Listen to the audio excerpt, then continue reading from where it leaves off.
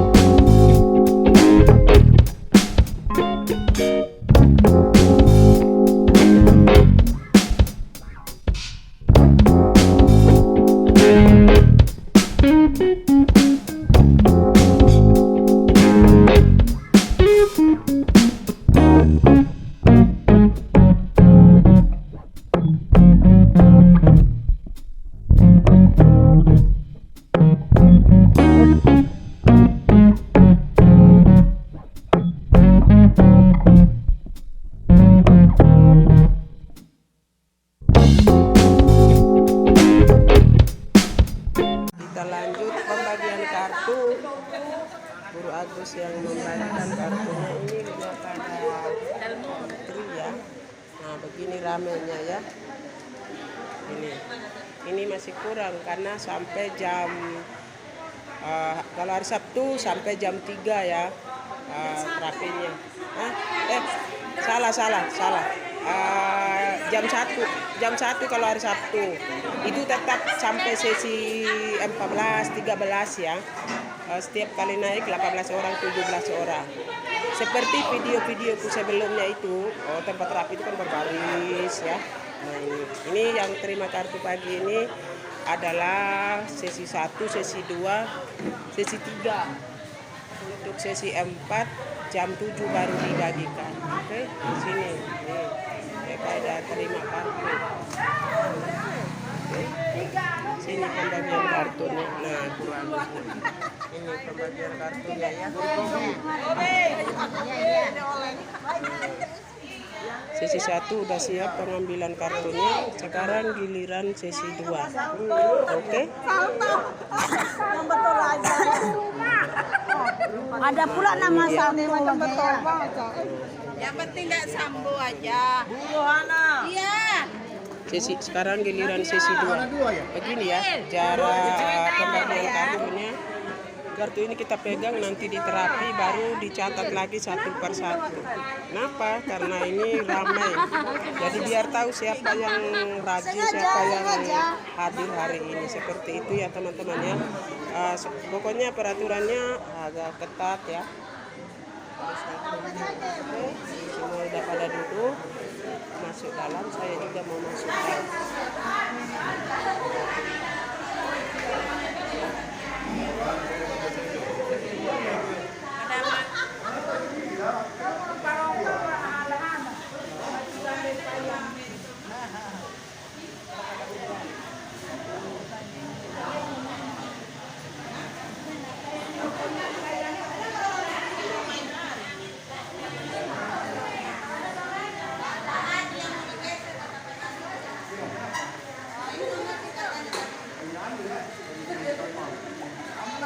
Ode, dadah Pak Ode. Nggak ada tadi pagi, kok muncul lagi.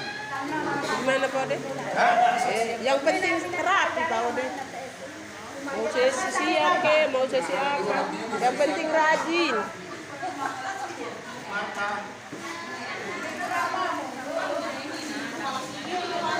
Nah, sedikit aku jelaskan ya teman-teman ya. Anak ini kepala suku dari dalam ya. Tapi sekarang dia udah sangat bagus, udah sehat. Lihat ini cantik kan. Karena harus rajin terapi ya. Kan? Rajin terapi seperti anak ini dia udah bagus, ini mamanya ya. Nah, dadah.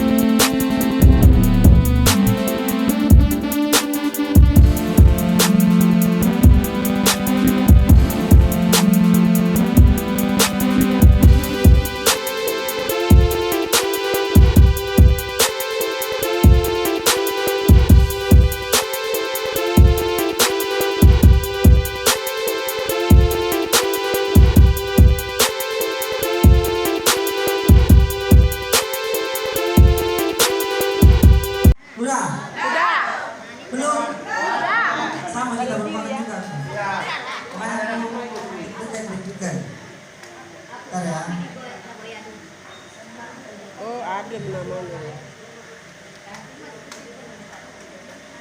Simpan aja, Bu. Tapi itu kayaknya udah nggak ada. Selamat pagi Bapak Ibu. Kurang semangat sekali lagi. Selamat pagi Bapak Ibu. Apa kabarnya hari ini? Happy. Yang di belakang tidak bersuara sekali lagi. Selamat pagi Bapak Ibu. Apa kabarnya hari ini? Happy. Apa kabarnya hari ini? Happy. Buat lagi apa kabarnya hari ini? Tepuk tangan dulu dong. Oke Bapak Ibu, hari ini hari Sabtu. tanggal berapa? 1. Tanggal 1 Oktober. Ya nggak terasa ya Bapak Ibu ya? Nggak terasa kan? Terasa nggak? Terasa nggak? Tidak. Ya, apalagi apa Bu Cinta dari tadi tidur aja. Kenapa Bu Cinta? Ya udah bukan nah. Dari tadi. Ya, apa Bu Cinta? Apa? Ya, jadi udah bulan Oktober Bapak Ibu ya, tinggal 3 bulan lagi, 2 bulan lagi, 2 bulan lagi kita. Tahun baru. Tahun baru. Iya 2 bulan lagi tahun baru. Ke 9, 7. 7 hari lagi ulang tahun Global TV itu maksudnya. Ya. Ya, karena ulang tahun Global TV itu Global TV. Ya Global TV ulang tahunnya tanggal 8 Oktober. Ya oke ya Bapak Ibu, hari ini kita tidak ada pemakaian. Ya hari Senin kita baru ada pemakaian. Hari Senin kita pakai apa? Masih ingat nggak? Iya. Cuci kaki pakai baskom ya. Pakai batu elpan. Nah, gosok batu pakai baskom. Batu elpan. Batu elpan. Iya, jadi hari Senin Bapak Ibu ya, kami juga sangat menunggu hal ini ya, karena kami sudah rindu, yaitu Bapak Ibunya akan digosok kakinya menggunakan batu elvan. Tepuk tangan dulu dong Bapak Ibu. Ya, digosok batunya menggunakan baskom. Batu. Batu ya. Tapi ada yang aneh hari ini Bu Juliana, hari ini di bawahnya baskomnya. Dikiranya hari ini kegiatannya. Ini Mama Bu Juliana, mana baskomnya? Itu. Ya. Jadi jangan lupa ya Bapak Ibu, di bawah baskomnya, Bapak Ibunya nggak usah malu-malu. Ya kalau Bapak Ibunya malu atau segan, nggak usah bawa baskomnya. Ya tapi nggak usah bawa baskomnya, pinjam aja baskom guru Mida. Ya, jadi Bapak Ibunya harus bawa ya, yang tidak bawa otomatis tidak digosok. Siapa yang belum pernah digosok kakinya sama gurunya? Bu Cita nggak pernah? Ada di belakang. Ada di belakang Pak Haji yang pinter. Iya. Bagaimana cara membalas kebaikan guru Joli? Ya, jadi jangan lupa Bapak Ibu ya, bawa baskomnya masing-masing dari rumah.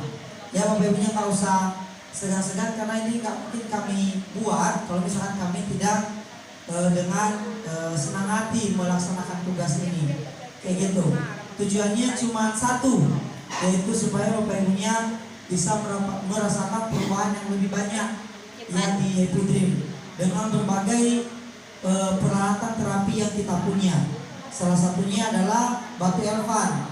Ya, batu elvan itu memiliki khasiat yang sangat luar biasa, kayak gitu. Apalagi kalau misalkan dia digosok di bagian yang sakit. Tepuk tangan dulu dong sekali lagi. Sekaligus hari Senin adalah pembagian hadiah bagi Bapak Ibunya yang rutin selama 1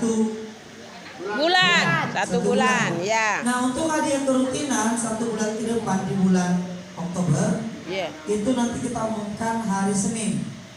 Ya, hadiahnya apa belum tahu saya, apalagi Bapak Ibunya juga belum tahu. Ya, Bapak Ibunya pengen apa hadiahnya nih 1 bulan ini? Asal jangan minta matras saja, itu keterlaluan namanya. Terlalu. Cincin. Tetes Ya. serum. Katanya apa aja? Tetes serum. Tetes serum. Ya, apalagi? Tetes mata. Oh, tetes mata bukan Bapak Ibunya bisa ganti. Iya. Ya, silakan ya diganti stemnya. Ya, kalau Bapak Ibunya udah sampai 20-30-an, silakan ditukarkan dengan hadiah yang sudah tertera yang ada di papan tulis itu. Terserah hadiahnya apa. Udah ada yang sampai 50? 40? Belum tukar. 40 ada. Belum tukar. Aku udah 30 hari ini. 30 aku hari ini. Tapi Kalau belum udah tukar 30 semua. berarti tinggal 70 poin Iya, lagi mendapatkan tetes ini. mata. Udah aku Ya, tukar. ini Jadi gratis sisa ya. 20 hari ini. Jadi tidak memungut biaya, cuma Bapak Ibunya harus lebih bekerja keras lagi untuk mendapatkan hadiahnya. Ya, terus Guru Jali mau umumkan juga Bapak Ibu untuk promo kita. Ya, walaupun Bapak Ibunya udah biasa mendengarnya. Ini hari yang ke-6, berarti tinggal 4 hari lagi sampai hari Kamis. Ini spanduknya akan kita buka. Kita lepas. Jadi udah selesai masa promonya. Jadi kalau misalnya Bapak Ibunya ada yang masih berpikiran atau mungkin lagi masih kompromi sama keluarga, jangan terlalu lama-lama. Takutnya nanti lewat lagi masa promonya kayak gitu. Walaupun ibaratnya belum ada yang sekarang, mungkin kedepannya mungkin Bapak Ibunya ada niat yang lebih untuk memiliki matras kayak gitu. Karena kenapa? Karena mungkin beberapa faktor yang menyebabkan Bapak Ibunya tidak bisa langsung bawa pulang. Cuma kalau misalnya orang-orang yang saya lihat dalam beberapa minggu, dalam 1 minggu ini masa promo itu banyak mereka yang melakukan sistem menabung. Ya, karena kalau sistem menabung banyak memang yang kita rasakan. Walaupun banyak orang bilang kalau nabung di rumah juga bisa. Bedanya memang kalau nabung di rumah itu ya namanya juga tabungan, namanya juga uang. Kalau lagi butuh, iya diambil, kayak gitu. Cuma kalau misalkan nabung di Epidrim itu adalah sebagai suatu bukti komitmen bahwa suatu saat memang dia wajib ya memiliki yang namanya matras itu, kayak gitu. Karena kebanyakan memang tamu terapi, memang contohnya dibilangnya tenang guru, aku pula disuruh tenang kan. Sabar ya, aku suruh sabar. Tahun depan aku pasti bawa pulang matras. Contoh nih ya, beberapa bulan kemudian setelah masa itu dibilangnya, si ibu itu atau si bapak udah gak terapi lagi. Ya udah gak terapi lagi dengan berbagai kesibukan segala macam. Alasannya kenapa? Karena mungkin udah mengalami perubahan sedikit setelah terapi, sehingga ada kesempatan untuk mencari uang lagi yang lebih, dia sudah meninggalkan terapi. Makanya kalau misalkan walaupun udah berbicara demikian, kalau belum dia nabung, jarang itu. Jarang nanti tiba-tiba dia datang beli matras. Jarang, kenapa? Karena memang tidak ada haknya untuk kewajibannya untuk membawa matras pulang itu, karena dia tidak ada ikatan sama kita. Makanya saya harapkan Bapak Ibunya yang sekarang, baik yang lama maupun yang baru, sudah ada niatan kayak gitu, memang harus nabung di Epidrim. Itu jalan satu-satunya biar kita nggak lepas kayak gitu. Tapi bukan terikat juga. Nggak lepas ini maksudnya apa? Oh, berarti kan walaupun Bapak Ibunya contohnya uang yang beberapa juta di sini, paling tidak 1 tahun 2 tahun kemudian udah ada niat nih ya bawa pulang matrasnya. Memang mungkin Bapak Ibunya pusing memikirkan harganya.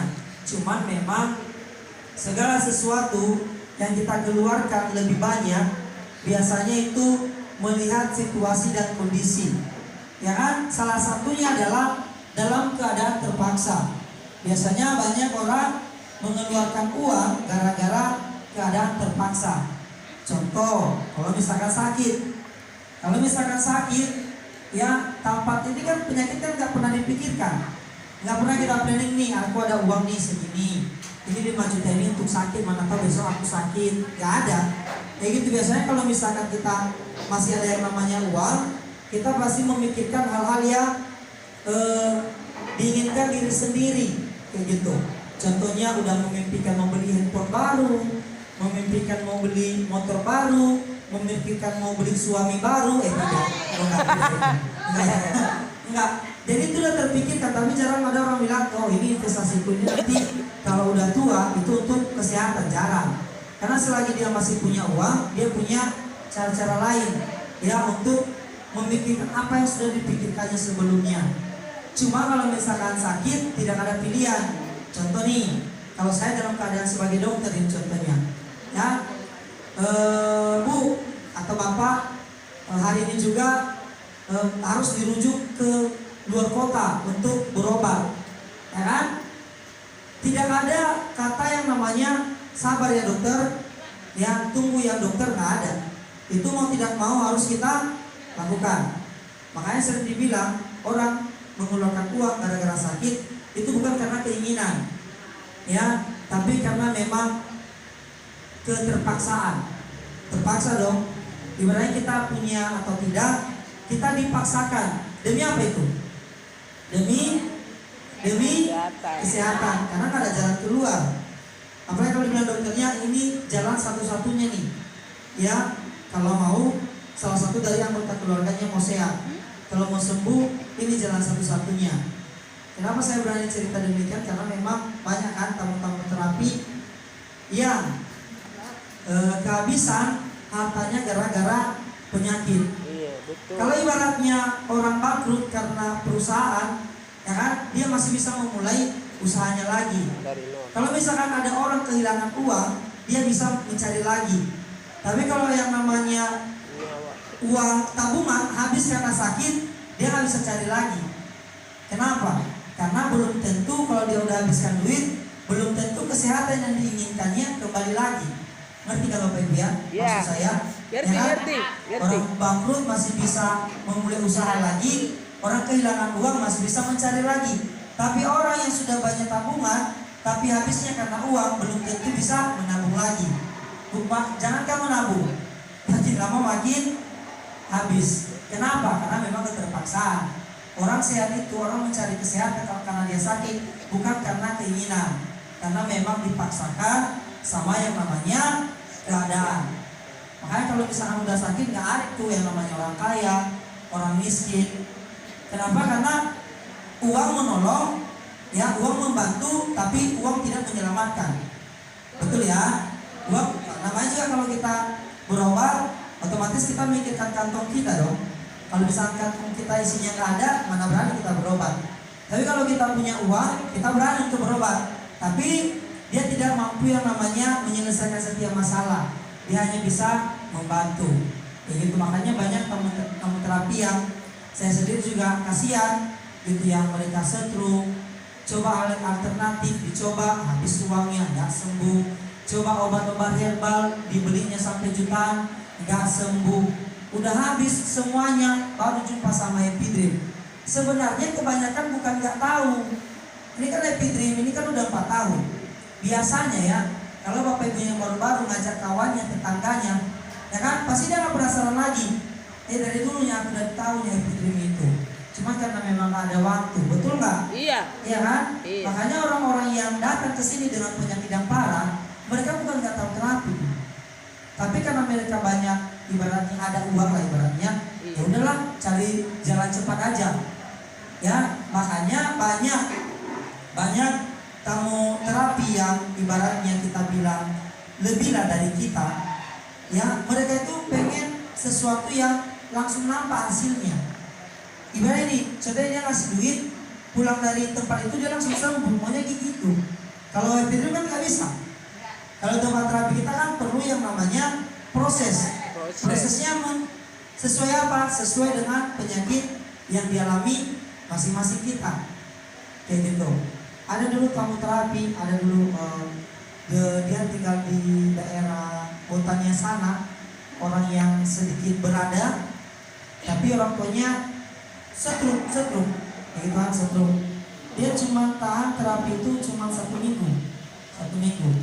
Nggak ada perubahan, gimana mau ada perubahan? Cuma Orang 1 bisa minggu jalan, doang. dari tempat tidur aja harus diangkat. Mana ada, kecuali keajaiban Tuhan lah ya kan, seminggu langsung bisa jalan dia.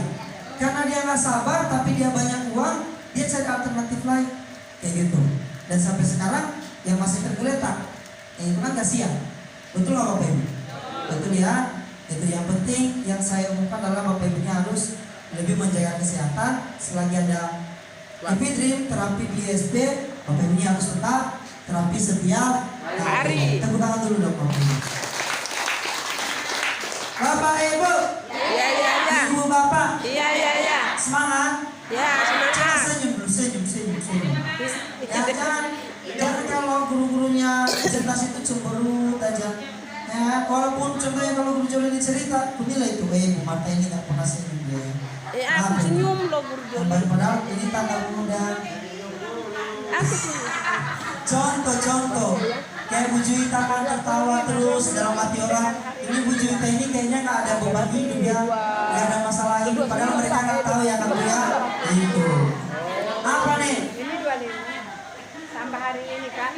Kerutingan Kalau tertawa, kayak bukom seadang apa pernah kuliah dia senyum.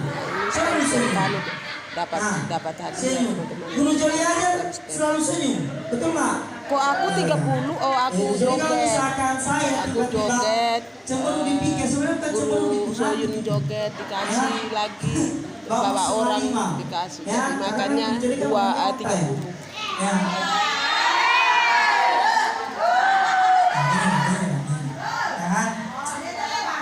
Lewat 2 menit aja diomelin ya kan. Padahal kalau misalkan sebelum jam 5 nanti bertanya, tumben pernah itu sekali aku ya, rugi kali aku pernah turun jam 4.59 kan rugi aku kan. Kok tumben guru? Tumben karena biasanya kan jam 5.00 atau 5 ini enggak. Ya demi kesehatan Bapak Ibunya saya relakan 1 menit saya. Saya rela tidak digaji 1 menit demi supaya Bapak Ibunya bisa masak di rumah. Masih ditumbenin lagi. Lagi masak. Sama aja. Soalnya kalau misalnya Guru Joli turun di bawah jam 5 itu berarti dia lagi ada Ya, lagi ada lah. Ya. Kalau misalkan Guru Agus turun setengah 5 kan udah biasa kan? Iya. Biasa. Kalau Guru Joli turun jam 4.59 itu sesuatu yang sangat luar biasa. Iya, betul. Tepuk tangan buat Guru Joli. Oke, sesi 1 mau naik. Sebelum naik berdoa dulu menurut agama, kepercayaan masing-masing, berdoa dimulai.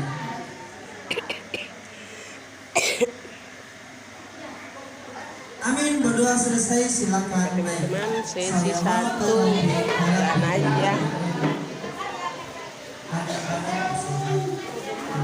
Nah, ini sesi 1 sudah naik ya. Ini mereka sesi 1. Masuk ruangan terapi di atas. Ada 17 orang. Ini masih ada. Udah ada. Nah, sesi 1.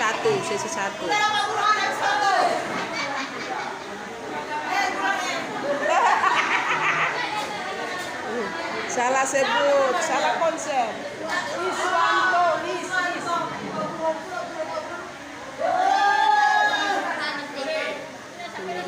Botol minum, yang lupa botol minum di belakang. Yang merasa botol minumnya ketinggalan. Rame lagi kan. Udah naik sesi 1. Sesi 4, silakan diambil kartunya. Nah, sekarang saya mau ngambil kartu saya karena saya di sesi 4, oke? Lanjut kita dulu. Sesi 4. Nah, udah sebutkan. Ambil kartunya. Kiri ini nggak ada tang lagi ya, bistingannya gitu. Satu aja dulu. Repot lagi. Marta nomor 10 guru. Marta nomor 10 Marta. Oke guru, terima kasih. Ini Guru Dewi. Oke, ini dia ya. Saya nomor 10 ya. Marta. Ya. Oke. Sesi 4.